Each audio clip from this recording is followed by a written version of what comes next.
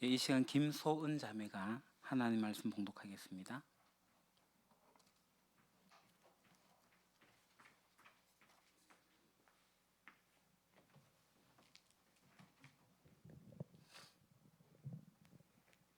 오늘 우리에게 주시는 하나님의 말씀은 요한복음 2장 9절에서 11절까지입니다. 제가 하나님의 말씀을 봉독하겠습니다.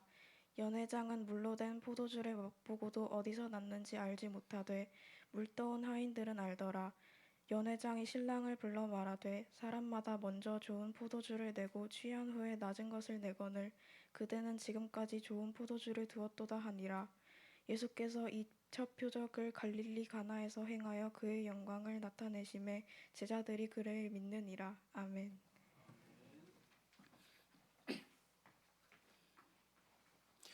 우리가 올해 한 해를 시작하면서 하나님은 일하시는가, 오늘날도 여전히 하나님은 일하고 계시는가 라는 주제로 이야기를 나누고 있습니다. 실제로 사람들은 하나님께서 오늘날도 이 세상에 오셔가지고 우리 가운데 오셔서 일하고 계시고 또 우리를 사용하고 계신다는 것에 대해서 회의를 갖고 있습니다. 과연 하나님이 살아계시나, 그분이 일하시나, 또 일한다면 우리와 같은 사람을 통해서 일을 하실 것인가, 뭐 이런 것에 대해서 회의를 갖는 사람들이 있죠. 그럼 왜 그런 회의에 빠질까요? 제 생각에는 아무래도 그것은 그냥 하나님께서 어떤 방식으로 일하는지를 잘 모르기 때문에 많은 사람들이 그런 회의에 빠지지 않을까 생각을 합니다. 그래서 새해를 시작하면서 하나님이 이 시대 속에 오셔가지고 어떻게 일하시는지에 대해서 그 이야기를 나누고 있습니다. 특별히 하나님께서는 어떤 구조를 변화시킨다거나 이 정치 체제를 바꾼다거나 뭐 이런 식으로 일하기보다는 겨자씨 전략을 통해서 일하신다, 그런 이야기를 나누고 있죠. 그러니까 한 사람을 변화시켜서 또 그 사람을 또 다른 사람을 그렇게 변화시키는 이런 방식으로 2000년 동안 일을 해오셨고, 그 변화의 중심에 서 계신 분이 바로 예수 그리스도다, 그 이야기를 나눴습니다. 그러니까 예수님이 바로 겨자씨였어요. 지금까지 하나님께서 우리 가운데 그렇게 일하고 계시고, 그래서 그 겨자씨인 예수님을 받아들인 사람을 통해 가지고 하나님은 그 사람을 변화시키고 그 주변 사람들을 통해 가지고 또 세상을 변화시키신다. 특별히 우리가 지난주에 나눴던 것은 그렇기 때문에 우리가 이 겨자씨를 품은 사람들이 신앙생활하는 곳이 어디라고요? 교회가 아니고 바로 세상이다. 그래서 세상은 바로 이렇게 겨자씨와 가라지가 엉켜 살고 있는 곳이다.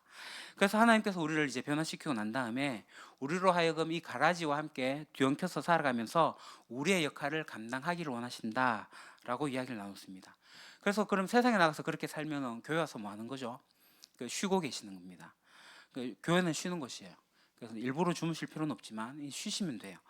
그러니까 우리가 교회 와가지고 좀 어떻게 전열을 가다듬고 우리가 앞으로 뭘 어떻게 해야 될지에 대한 어떤 것을 다시 생각해보는 재충전의 그런 시간입니다.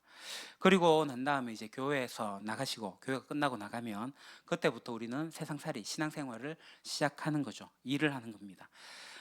그래서 우리 신앙생활은 실제로 세상에 사는 거다, 교회에서 하는 게 아니다, 그런 이야기를 지난주에 나눴고요. 그래서 우리가 교두보를 설치하여서 이 세상에 나가야 된다. 근데 이런 이야기를 듣고 나면은 많은 사람들이 이런 마음이 들 겁니다.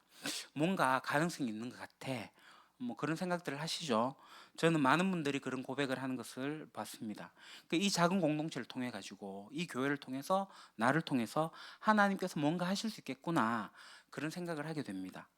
근데 어떤 분들은 실제로 그런 가능성을 생각하기보다는 정말 그럴까?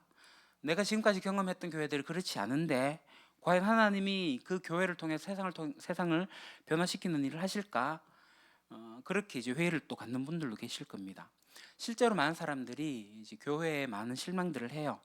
이 교회가 겨자씨들이 모여가지고 이 겨자씨들이 생명력을 가지고 사람을 변화시키고 그 축이 되어야 됨에도 불구하고 많은 분들이 제가 경험한 교회는 그렇지 않아요 라고 이야기하는 분들이 있다는 거죠.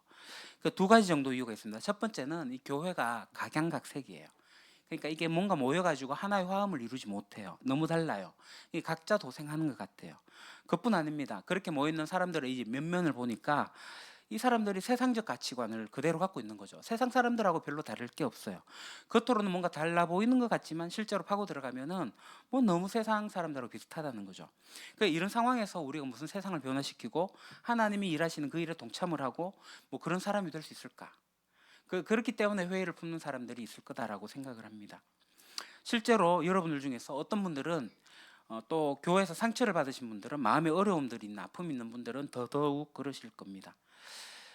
그래서 우리 교회가 강조하는 게 있습니다. 그게 뭐냐 하면은 중심 가치 중에 하나가 진실한 공동체예요. 제가 우리 교회를 진실한 공동체를 하겠다. 그 진실한 공동체의 전략은 이제 가정교회인데 그 이야기를 하니까 그냥 평범한 교회는 하시죠. 그렇게 생각하시는 분들이 있을지도 모르겠어요. 과연 진실한 공동체가 가능한가? 가능합니다. 그래서 이 공동체는 바로 이 피아노와 같습니다. 피아노에 줄이 몇 개 있는지 아세요? 88금반에 230개의 줄이 있습니다. 다양한 줄들이 굵기도 다르고 길이도 뭐 좀 비슷하긴 하겠지만 다 달라요. 다양한 줄들이 소리 내고 있어요. 근데 이 줄들이 각각의 소리를 다 내고 있는데 이게 줄이 안 맞으면 어떻게 돼요? 피아노가 과연 악기가 되겠나 싶을 정도로 엉망입니다. 근데 이게 조화를 이루게 되면 완벽한 화음을 만들어내고 음악을 만들어낸단 말이죠. 조율이 안 돼 있을 때랑 조율이 되어 가지고 듣고 나면은 완전히 다 달라져요. 우리 피아노도 작년에 조율을 한번 하게 됐는데요. 전혀 다른 소리가 나게 됩니다. 물론 보통 사람들이 들으면 뭐 그 소리가 그 소리 같고 하겠지만 정말 다르다는 거죠. 그러니까 예수님이 이 가능하다라고 얘기하십니다.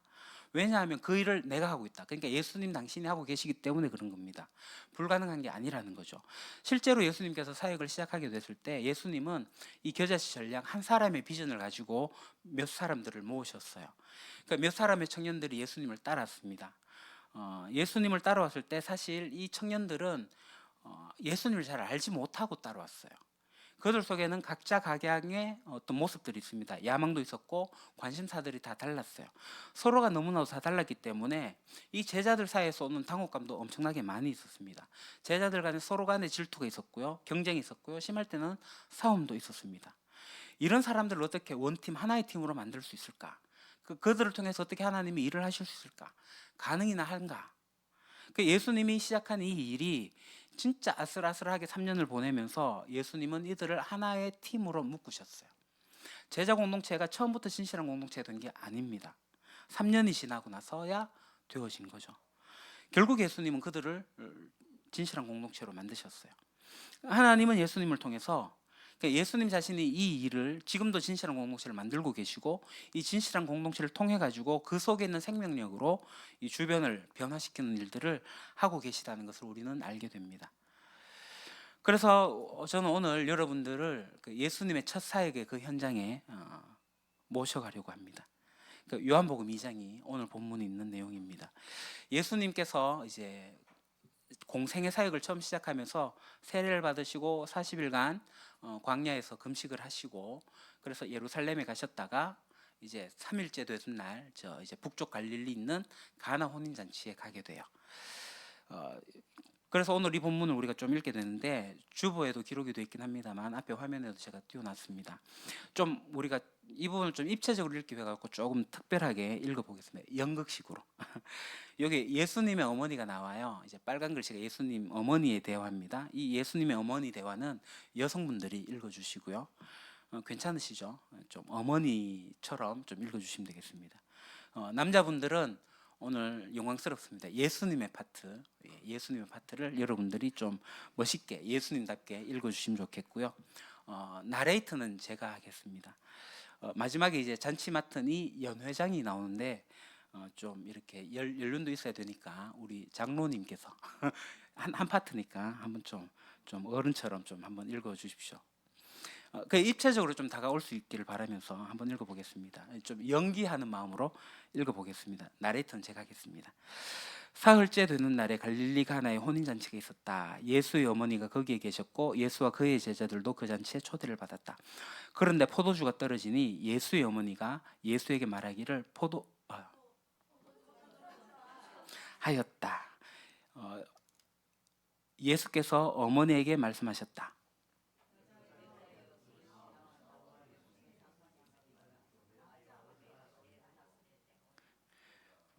네, 예수님은 남자 읽어주시고 어머니는 여성분 읽으시면 됩니다.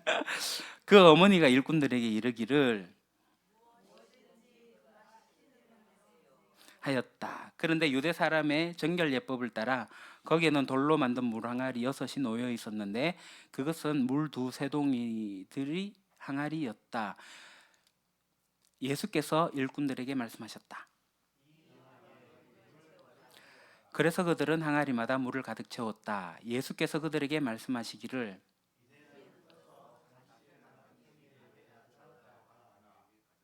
하시니 그들이 그대로 하였다. 잔치를 맡은 이는 포도주로 변한 물을 맛보고 그것이 어디에서 났는지 알지 못하였으나 물을 떠온 일꾼들은 알았다. 그래서 잔치를 맡은 이는 신랑을 불러서 그에게 말하기를 누구든지 먼저 좋은 포도주를 내놓고 손님들이 취한 뒤에 덜 좋은 것을 내놓는데 그대는 이렇게 좋은 포도주를 지금까지 남겨두었구려. 하였다. 예수께서 이 첫 번 표징을 갈릴리 가나에서 행하여 자기의 영광을 드러내시니 그의 제자들이 그를 믿게 되었다. 아멘.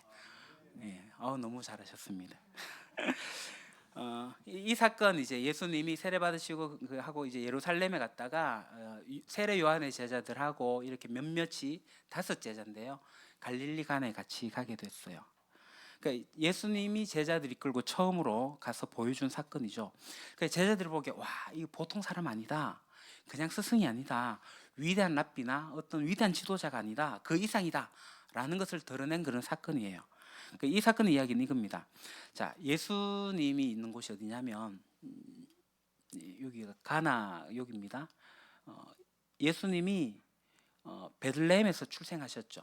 본적은 베들레헴입니다. 애굽으로 갔다가 사신 동네는 나사렛입니다. 나사렛 사시다가 한 30살쯤 되어가지고 이쪽에 오셔가지고 요단강에서 세례를 받으세요. 그리고 유대 광야에 와서 40일간 금식을 하시고요. 사탄에게 시험을 받으시고요. 그리고 난 다음에 예루살렘에 가세요. 예루살렘에서 나다나엘을 만나고 등등 빌립을 만나고 그들과 함께 3일을 걸려서 이 가나까지 오게 된 겁니다. 이 혼인잔치에 오게 된 거예요.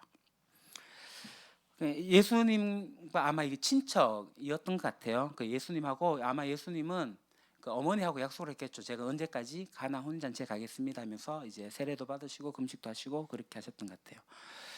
거기에 이제 예수님이 가니까 제자들도 꼭 이제 같이 묻혀서 가게 된 거죠. 잔치에 갔는데 어떤 일이 일어났죠? 술이 떨어진 거예요. 술이 떨어지니까 이제 어머니 마리아가 예수님께 가갖고 얘기합니다. 술이 다 떨어졌다고. 그 예수님 얘기하죠. 뭔 얘기예요? 여자여, 나와 무슨 상관이 있습니까?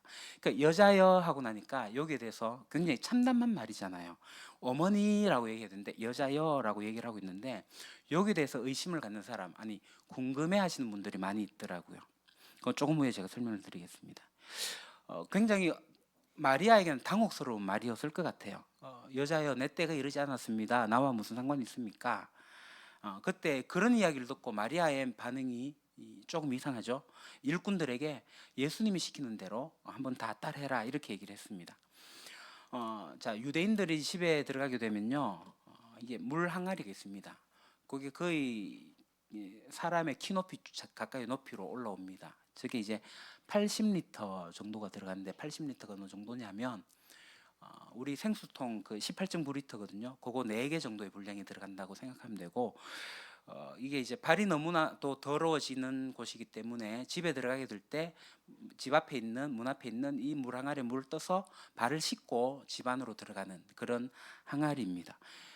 이 집이 이제 부자였다는 것을 추측할 수 있는 건 뭐냐면 항아리가 6개나 놓여 있었다라는 거죠. 그 항아리에 있는데 잔치가 안에서 막 벌어지고 있고 실제로 이거는 가나에 있는 그 기념교회에 있는 이거 물 항아리입니다. 그 항아리에 물을 채우라고 그랬어요. 예수님이. 그리고 그 채워진 물을 잔치 있는 곳에 연회장에게 잔치 맡은 이에게 갖다 주라 그랬습니다. 그러니까 연회장이 그 포도주, 그러니까 물로 된 포도주를 맛보고 놀라죠. 아까 우리 이상무 장로님께서 말씀하신 것처럼 근엄하게 또는 약간 좀 취한 듯한 뭐 그런 상태에서 어떻게 이런 일이 일어날 수 있는가 뭐 이런 얘기를 하는 거예요. 그리고 이제 중요한 게 이제 11절인데 예수께서 이 첫 번 표징을 갈릴리 가나에서 행하여 자기 영광을 드러내시니 그의 제자들이 그를 믿게 되었다. 이렇게 이제 결론이 나면서 이야기가 끝을 맺습니다. 그 제자들은 첫 장면에 잠깐 등장하고 그러니까 예수님을 따라왔고요. 그리고 중간에는 나타나지 않고요. 맨 마지막에 이렇게 놀라서 믿었다. 그러니까 예수님을 그리고 잘 따라다니게 되었다. 뭐 이런 식으로 결론을 맺고 있는 거죠. 실제로 이 제자들 이야기, 예수님을 여러 가지 생각을 하고 따라왔었어요. 그 당시에 제자들 중에는 이 식민 사회이기 때문에, 나라를 빼앗긴 울분 때문에 로마로부터 우리나라를 회복할 사람이겠다 싶어서 예수를 따라왔던 사람도 있고요. 정치적 지도자로 예수를 살피는 사람들도 있었고 그랬습니다. 그러니까 각각의 개인적인 야망을 가지고 따라다닌 거죠. 예수님이 워낙 탁월해 보이니까 이분 옆에 있으면 나도 이게 덩달아 언젠가 출세할지도 모른다, 뭐 이런 기대감을 가지고 따라왔을 수도 있어요. 뭐 종교적 이유 때문에 따라온 사람들도 있을 거고요. 그냥 다양한 이유를 가지고 그냥 예수님을 따라왔어요. 어떤 면에서는 약간 예수님에 대해서 관찰하고 있는 이 사람들이 정말 그런 사람일까? 정말 믿을 수 있는 사람일까? 뭐 그런 생각을 하면서 이렇게 당시에 랍비 스승으로 이렇게 따라오게 된 거죠. 그런데 예수님이 하신 일을 보고 놀라서 이제 믿게 되었다. 믿기 시작한 거예요. 그러니까 지금까지 우리가 한 이야기를 보게 되면 뭐냐면, 이 예수님의 겨자씨가 이제 제자들에게 뿌려지고 있다라는 거죠. 뿌려져서 그들이 이제 막 자라나기 시작하는 거예요. 무엇이 이들로 하여금 각자 다른 생각을 가지고 있던 이들이 하나로 묶여져서, 또 어떤 면에서는 좀 어리숙하긴 하지만 하나의 공동체가 될 수 있도록 그 공동체를 출범시킨 그 사건, 이게 바로 오늘의 사건입니다. 뭐 어떤 행동 강령이나 뭐 정치적 구호, 정치적 프로그램 이런 거 아니었습니다. 이 제자들이 진실한 공동체로 가는 그 첫걸음은 바로 예수님을 경험한 거예요. 살아계신 예수님을 경험했어요. 이때부터 예수님을 믿게 된 거죠. 그래서 이 공동체가 예수님을 계속 쫓아다니기 시작하는 겁니다. 어떤 때는 예수님을 잘 따라가서 좋은 모습도, 꽤 괜찮은 모습도 보여요. 놀라운 일들을 막 행하기도 하거든요. 귀순도 내어 쫓기도 하고 뭐 고치기도 하고. 근데 때로는 잘못해가지고 영 형편없는 모습으로 드러나기도 해요. 그러면서 예수님을 이렇게 좌충우돌하면서 따라다녔습니다. 그러다가 예수님이 돌아가시고 부활하시고 난 다음에 그들을 통해 가지고 예수님은 이제 초대교회를 성장하게 하신 거죠. 그 이후로 그 공동체들이 지속적으로 커왔고, 오늘 저와 여러분들이 여기에 모여 있는 이유가 그 연유에서 이어진 것입니다. 그렇게 보면 우리가 오늘 여기 앉아 있는 이유는 굉장히 중요한 사건이고, 그래서 2000년 전에 그 사건이 정말 중요하다.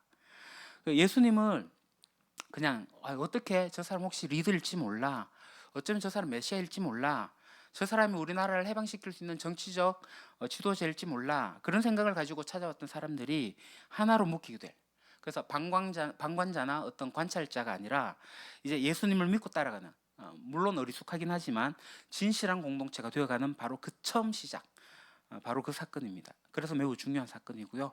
이 사건을 통해 가지고 이제 제자들의 공동체가 진실한 공동체가 되어가는데 이제 막 시작하고 출범하고 있는 거죠. 그 주변에 있는 여러 가지 사람들을 보면서 이제 제가 좀 이야기를 나누려고 합니다. 실제로 예수님은 2000년 동안에 계속 일을 해오셨어요. 겨자씨를 뿌리셨고 그 겨자씨를 품은 사람들을 통해 가지고 일을 하셨습니다. 그들을 변화시키고 그 공동체를 변화시키는 일을 지금도 해오고 계십니다.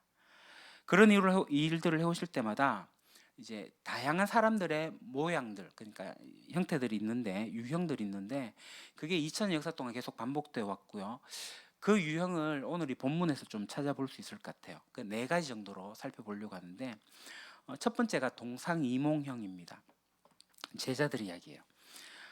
예수님에 대해서 각자의 생각을 가지고 찾아온 거죠. 자기의 선입견도 있고요, 자기의 요구도 있고 야망도 있고, 그 때문에 예수님께 몰려든 사람들이에요. 이게 제자의 첫 번째 모습입니다. 그러니까 자신이 보고 자신이 느끼는 대로 예수님을 이해하기 시작하는 거예요. 자신의 방식으로 예수님을 해석합니다. 제자들 대부분이 다 그랬을 거예요. 처음에는 살아계신 예수님, 실제적인 예수님을 경험한 게 아니라 그 예수님에 대한 나의 생각과 나의 이해와 나의 필요를 그분에게 투사하는 거죠. 그런 분이 이분이 되어줘야 된다, 이렇게 동상이몽이에요. 딴 생각을 가지고 와 있다라는 거죠. 그래서 예수님에 대한 것은 자기의 생각으로 해석이 되어지는, 그러니까 살아있는 예수가 아니라 관념 예수죠. 머릿속에 만들어진 실질적인 예수가 아니라 좀 나쁜 말로는 죽은 예수를 가지고 있는 동상이몽형입니다. 이런 사람들이 모이게 되면 어떤 일이 생겨요? 자신의 취향, 자기의 주장, 자신의 방식, 자신의 해석, 뭐 이런 것들로 서로 막 쟁투를 벌이는 거죠. 그게 이제 피아노에서 이 선들이 줄들이 자기의 소리를 제각기 내고 있다, 조율되지 않은 상태로 제각기의 소리를 내고 있다, 그런 것과 똑같은 거예요. 중심이 없이 제멋대로 소리를 내고 있다. 실제로 많은 교회가 문제를 일으키는 이유가 바로 그래서 그렇습니다. 많은 경우에 공동체라고 불리는 이 교회들이 문제를 일으키는 이유가 동상이몽형이에요. 예수님에 대해 생각을 맞추기보다 자기의 생각을 계속 관철시키기 때문에 말들이 많습니다. 다 다른 목적을 가지고 교회가 있는 거거든요. 문제가 됩니다. 실제로 예수님의 공동체가 그걸로 시작할 수가 있습니다. 그럴 수가 있습니다. 그렇게 시작해가지고 이제 예수님이 중심이 되셔서 예수님에게 조율을 해 나가는 일들이 필요한 거죠. 그러면 공동체가 성장해 나갑니다. 어느 시점이 되면 정말 진실한 공동체, 바른 공동체가 되는 거죠. 처음에는 이 맞춰가는 과정 속에서 여러 가지 잡음이 나와요. 소리가 나올 수가 있습니다. 불협화음도 나올 수 있습니다. 그런데 조율이 되어져 가면은 정말 아름다운 소리가 나지 않습니까? 그러나 처음에는 동상이몽형이다. 조율되지 않은 상태로 모여 있다. 자, 두 번째는 잔치 맡은 이 형입니다. 연회장인데요. 이분은 이제 전문가형입니다. 그러니까 이분이 포도주의 맛을 아는 사람이거든요. 여러 번의 잔치를 했기 때문에 그게 대해서 굉장히 상식적이고 지식도 있고 잘하는 프로페셔널한 사람입니다. 그러니까 아마도 이 사람은 포도주의 전문가였을 것 같아요. 그래서 이 포도주를 맛보면 이거 몇 년도 프랑스 뭐 어디 어다 뭐 이 정도로 맛을 보고 판단을 내릴 수 있는 그런 지식도 많고 경험도 많은 그런 사람이었을 거예요. 그러니까 이런 사람이 우리 교회 내에도 이제 교회에도 이렇게 있죠. 예수님 주변에서 발견되는 사람들입니다.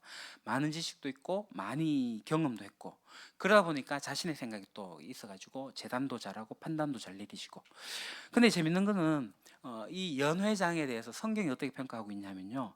그 포도주로 변한 이 물맛을 보고 그것이 어디에서 났는지 알지 못하더라. 이렇게 얘기를 하고 있습니다. 그러니까 하나님께서 하신 일이 거기서 벌어지긴 했지만 그것을 맛볼 수도 있고 평가도 할 수도 있어요. 좋다 이렇게 얘기하지만 그게 실제로 어떻게 해서 그렇게 됐는지를 모르는 거죠. 그것을 직접 경험하지 못했으니까 경험이 안 되는 거예요. 그러니까 자신의 지식과 자기의 머릿속으로 이제 관념적으로 하나님을 판단하는 일들이 있기 때문입니다. 이게 많이 알기 때문에 다른 사람보다도 앞서기도 하고요.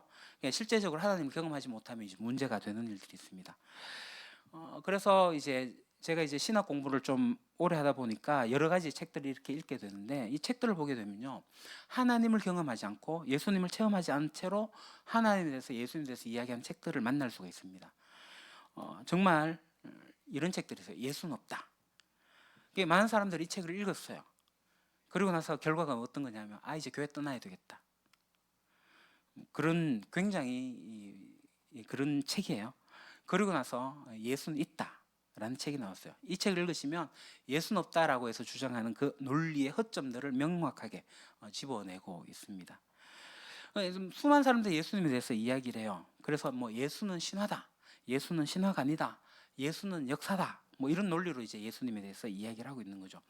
예수님에 대해 가지고 이제 여러 가지 생각들이 있으니까 제가 여러분들의 생각을 제가 다 알지는 못하지만 예수님에 대해서 좀 이야기를 해야 되겠다 싶어가지고 제가 3월달에 좀 부활절을 기점으로 해서 좀 예수님에 대해서 이야기를 좀 하려고 합니다.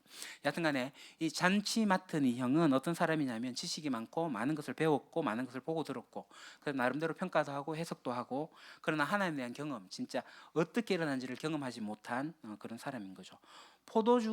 그 포도주 맛은 알지만 포도주가 어떻게 되는지는 알지 못하는. 자, 그 다음에 이제 세 번째 손님형입니다.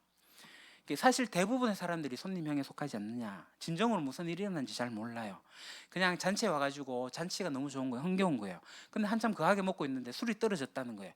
기분이 상하죠. 아니 초대를 했으면 술을 좀 잔뜩 충분히 준비해야지 했는데 막 이게 뭐야 막 이러는데 또 좋은 술이 이렇게 들어오는 거죠. 우와 이거 진짜 놀라운데 하면서 또 흥겨워하는 그런 손님들이 있다는 겁니다.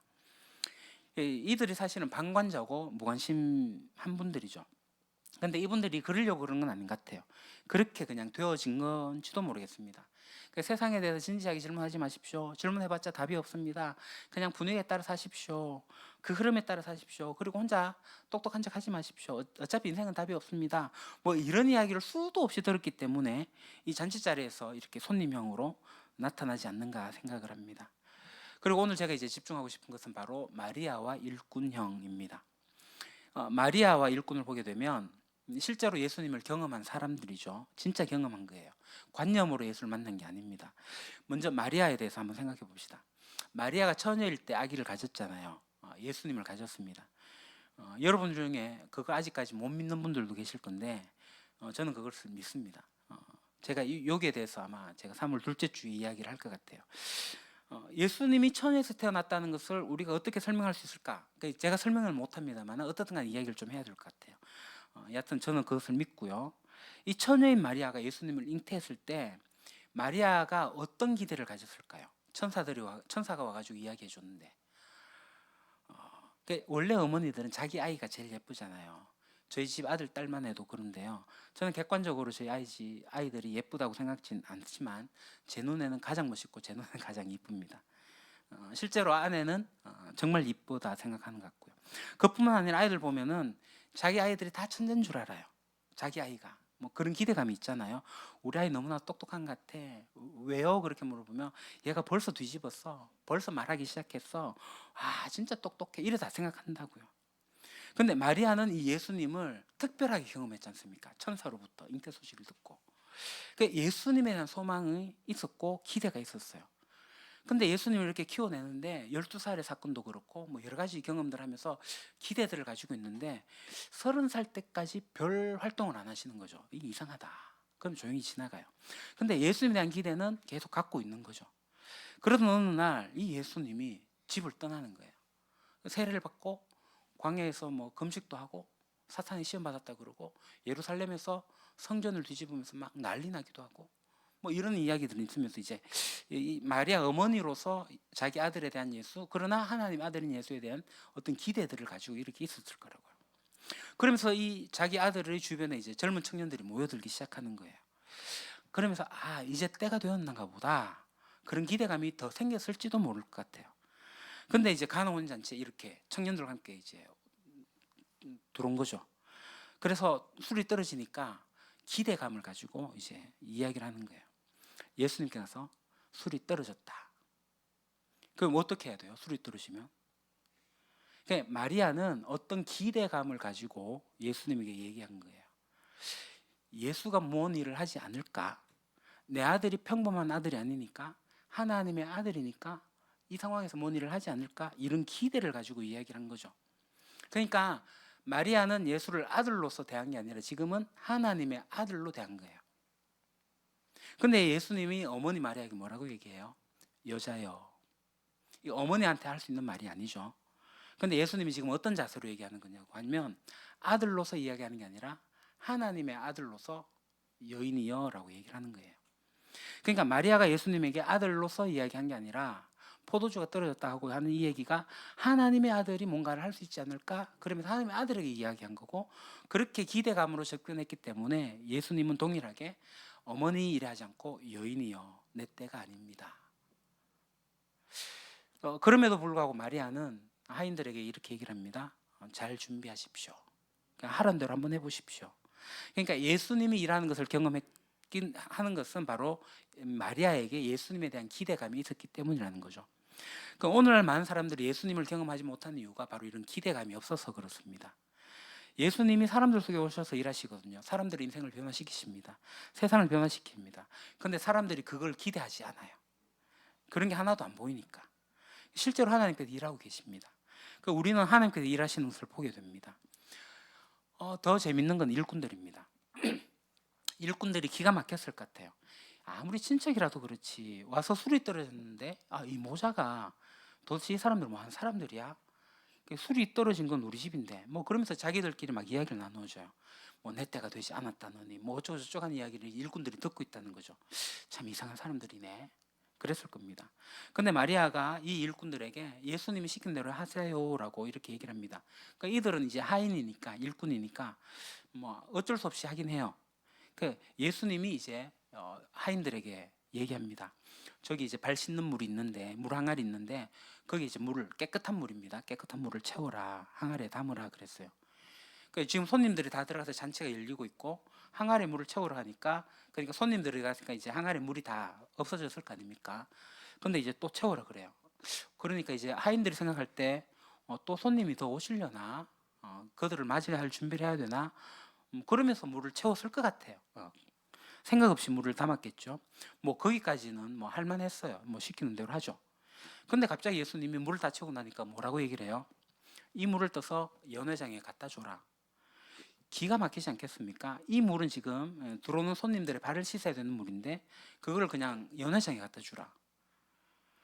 뭔지도 모르고 일단 하인은 하는 대로 그냥 갖다 줬어요. 그리고 이 물을 갖다 줬는데 연회장이 그 물을 마시는 거죠. 자, 여기서 이제 제가 퀴즈 하나 내겠습니다. 이 물이 포도주로 바뀌었잖아요. 언제 바뀌었을까요? 사지선다형을 묻겠습니다. 하인들이 물 항아리에 물을 다 담았을 때 포도주로 변했다. 1번. 2번. 이 물을 떴을 때 포도주로 변했다. 3번. 이 물을 떠가지고 연회장에 가는 중간에 변했다. 연회장은 포도주를 맛봤거든요. 그러니까 연회장에게는 이게 포도주가 된 거예요. 그러니까 이 세 가지 중에 남아 있을 것 같은데, 물론 4번도 있습니다. 답 없다. 출제자의 의도를 너무 생각하지 마시고, 실제로 여기 답은 성경에 나와 있습니다.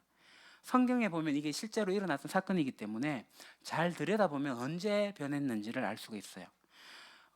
9절에 보면은 잔치 맡은 이는 포도주로 변한 물맛을 보고 알았다라고 하죠.